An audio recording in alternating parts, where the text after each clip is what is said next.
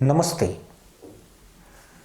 बांग्लादेश की सड़कों पर अचानक भड़की आग, टूटते कैमरे, जलते मीडिया दफ्तर, भीड़ के बीच गूंजते भारत विरोधी नारे और ढाका में भारतीय डिप्टी हाई कमिश्नर के आवासीय परिसर पर पत्थरबाजी।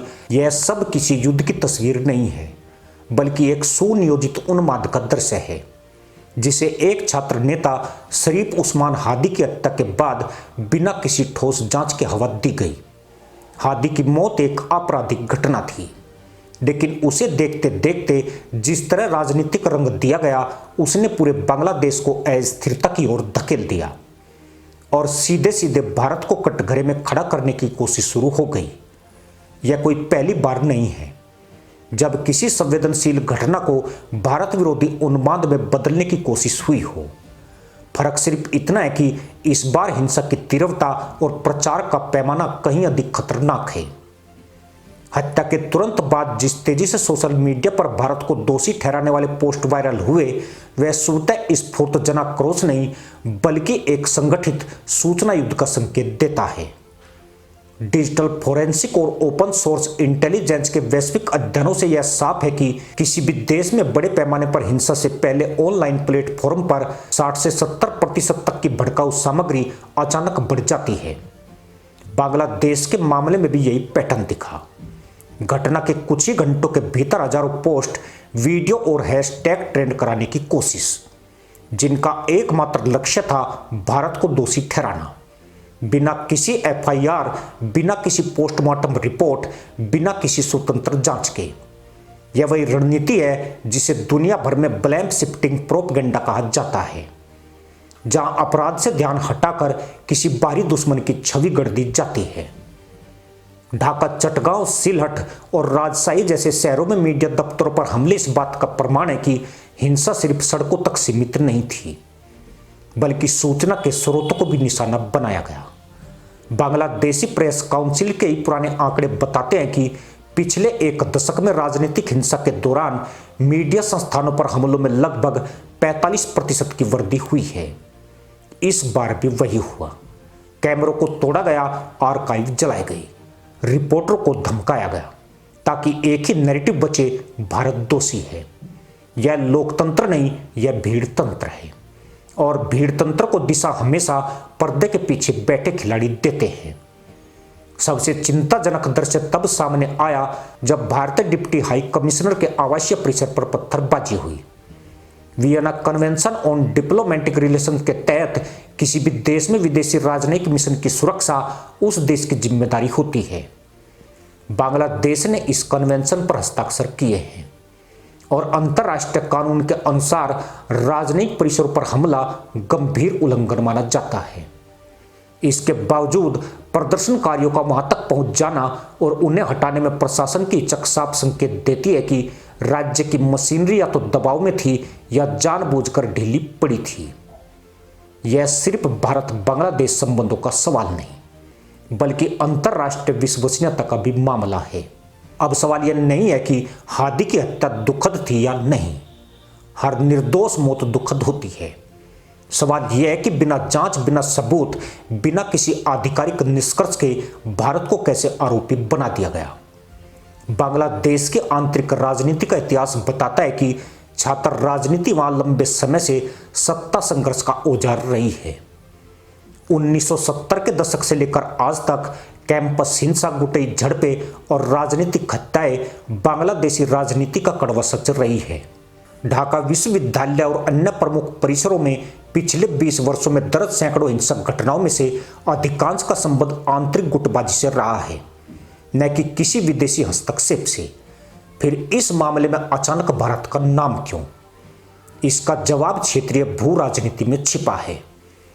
भारत और बांग्लादेश के बीच पिछले एक दशक में व्यापार, कनेक्टिविटी और सुरक्षा सहयोग में अभूतपूर्व बढ़ोतरी हुई है। द्विपक्षीय व्यापार 2010 के आसपास जहां 5 से 6 अरब डॉलर था, वहीं अब यह 15 अरब डॉलर के करीब पहुंच चुका है। भारत ने बांग्लादेश को ड्यूटी फ्री एक्सेस दिया, ऊर्जा परियोजनाओं में निवेश किया, रेल सड़क संपर्क बहाल किया और कोविड के दौरान लाखों वैक्सीन डोज उपलब्ध कराए। यही मजबूत रिश्ता कुछ ताकतों को खटकता है, चाहे वे आंतरिक राजनीतिक धड़े हों या बाहरी खिलाड़ी, जो भारत बांग्लादेश की नजदीकी से असहज हैं। सोशल मीडिया पर चल रही नफरत की भाषा इस पूरे खेल की रीढ़ है। अंतर्राष्ट्रीय साइबर सुरक्षा एजेंसियों के आंकड़े बताते हैं कि दक्षिण एशिया में फेक अकाउंट्स और बोट नेटवर्क्स के जरिए चलाए जाने वाले दुष्प्रचार अभियानों में पिछले 5 वर्षों में लगभग 80% की वृद्धि हुई है। इन अभियानों का मकसद होता है भावनाओं को भड़काना, तथ्यों को तोड़ मरोड़ कर पेश करना और हिंसा के लिए माहौल बनाना। बांग्लादेश में हादी की हत्या के बाद ठीक यही हुआ। पुराने वीडियो, असंबंधित तस्वीरें और मनगढ़ंत दावे एक साथ फैलाए गए ताकि गुस्से को भारत विरोधी दिशा दी जा सके। यह भी याद रखना जरूरी है कि भारत विरोधी उन्माद का खामियाजा सबसे पहले खुद बांग्लादेश को भुगतना पड़ता है। हिंसा से निवेशक डरते हैं, पर्यटन गिरता है, अर्थव्यवस्था पर दबाव बढ़ता है। विश्व बैंक के डेटा के अनुसार राजनीतिक अस्थिरता वाले देशों में प्रत्यक्ष विदेशी निवेश औसतन 25 से 30% तक गिर जाता है। अगर बांग्लादेश बार बार इस तरह की अराजकता की ओर फिसलता है तो इसका सीधा असर उसके विकास लक्ष्यों पर पड़ेगा। मीडिया दफ्तर जलेंगे तो सच जलेगा, राजनयिक परिसरों पर हमला होगा तो अंतर्राष्ट्रीय भरोसा टूटेगा और भारत विरोधी नफरत फैलेगी तो क्षेत्रीय सहयोग कमजोर होगा। भारत के लिए यह स्थिति नई नहीं है। पड़ोसी देशों में जब भी आंतरिक संकट गहराता है, एक आसान रास्ता चुना जाता है, भारत को दोषी ठहराओ। लेकिन आंकड़े और तथ्य इस आरोप को बार बार झुठलाते हैं। चाहे वह बांग्लादेश हो, नेपाल हो या श्रीलंका, भारत ने हमेशा स्थिरता, विकास और सहयोग की नीति अपनाई है। बांग्लादेश में भी भारत की भूमिका स्पष्ट रही है। आतंकवाद के खिलाफ सहयोग, सीमा प्रबंधन में तालमेल और आर्थिक साझेदारी। अगर भारत वाकई किसी अस्थिरता में शामिल होता तो इसका कोई न कोई ठोस सबूत सामने आता, न कि सिर्फ नारे और पोस्ट। सबसे बड़ा खतरा यह है कि इस तरह की घटनाएं धीरे धीरे सामान्य मान ली जाए। आज एक छात्र नेता की हत्या के नाम पर भारत विरोधी हिंसा भड़की है, कल किसी और घटना को बहाना बनाया जाएगा। यही वह फिसलन भरी ढलान है जहां से देश अराजकता की ओर जाता है। बांग्लादेश की जनता को यह समझना होगा कि असली लड़ाई सच्चाई और झूठ के बीच है, कानून और भीड़ के बीच है, न कि पड़ोसी देश के खिलाफ नफरत फैलाने में। भारत ने अब तक संयम दिखाया है, कूटनीतिक भाषा में चिंता जताई है और बांग्लादेश से अपने दायित्व निभाने की अपेक्षा की है। यह संयम कमजोरी नहीं, परिपक्वता है। लेकिन संयम का मतलब यह नहीं है कि सच दबा दिया जाए। अंतर्राष्ट्रीय मंचों पर यह सवाल उठना तय है कि बिना जांच के किसी देश को कैसे आरोपी ठहराया गया, राजनयिक सुरक्षा में चूक कैसे हुई और मीडिया की आवाज कैसे कुचली गई। अंततः हादी की हत्या का सच तभी सामने आएगा जब स्वतंत्र, निष्पक्ष और पारदर्शी जांच होगी। दोषी चाहे कोई भी हो, उसे सजा मिलनी चाहिए।